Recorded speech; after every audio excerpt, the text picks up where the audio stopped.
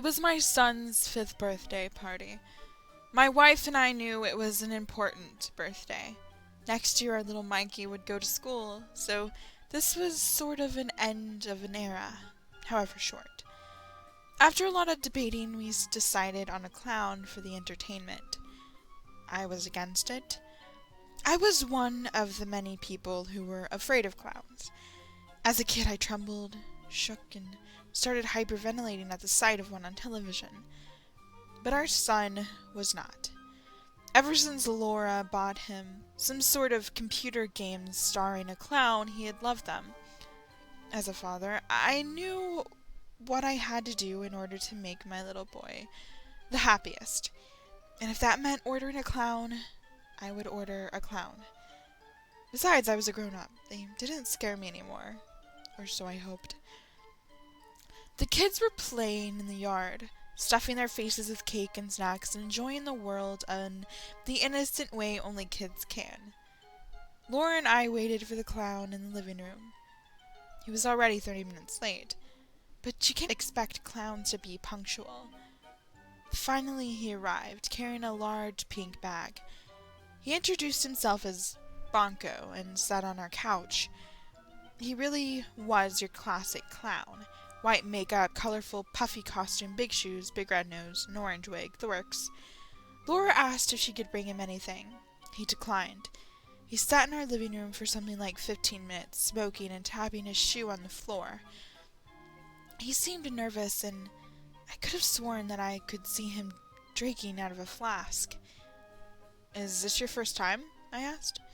He chuckled and, without looking at me, said, "It always is." I did not understand what he meant. After finishing his smoke, he put on a happy clown grin, grabbed his bag, and stood up. He gave me a tap on the back. I thought that it was possible that he had sensed my childhood fear and tried to relax me. Bonko went outside and started the show. He juggled, told jokes, sprayed water around, did some classic slapstick. Even I had to admit he was good, and the kids were just entranced. "And now for the big finish," he declared. He took out 3 colorful boxes from his bag. They looked like birthday presents. "Pick one, birthday boy." Mikey thought to himself, he looked so cute, like he was pretending to be an adult. Laura snapped a picture. He finally picked the middle one. Bonko sighed and grabbed it. "Oh boy, good choice," he said in a cartoony voice, though I swore I could hear some sadness in there. Bonko opened the box and took out a knife. Laura and I were shocked, and before we could do anything, Bonko started cutting his own face.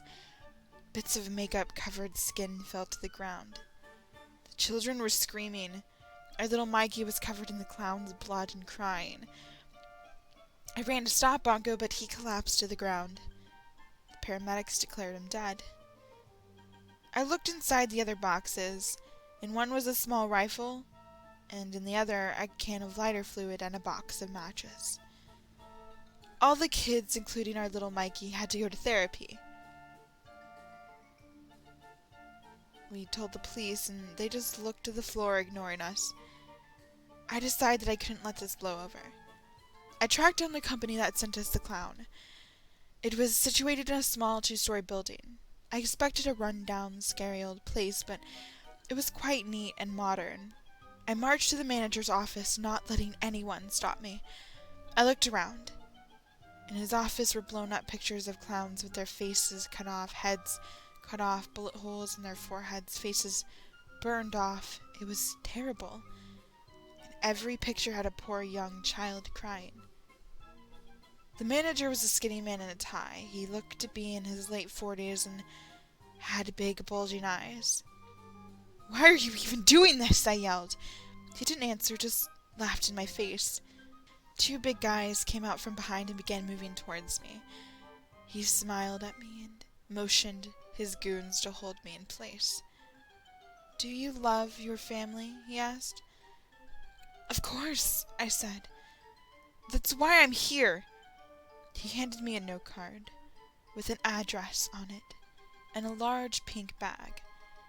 Then, grinning ear to ear, the manager laughed and said, "Knock 'em dead, Bonko." I hope you guys enjoyed this short little story. I thought it'd be a nice pick with all the clown nonsense going on recently. Now, I would just like to say that the ending I read wasn't actually the ending that the story actually has. It's actually the ending that a commenter on the story put as an alternate ending, and I thought it was a little bit better than the original, so most of the work is the original, but the ending kind of changes up a little. If you guys want to see the original ending, I would suggest following the link to the story in the description and checking it out for yourself. But anyway, only 5 more days till Halloween.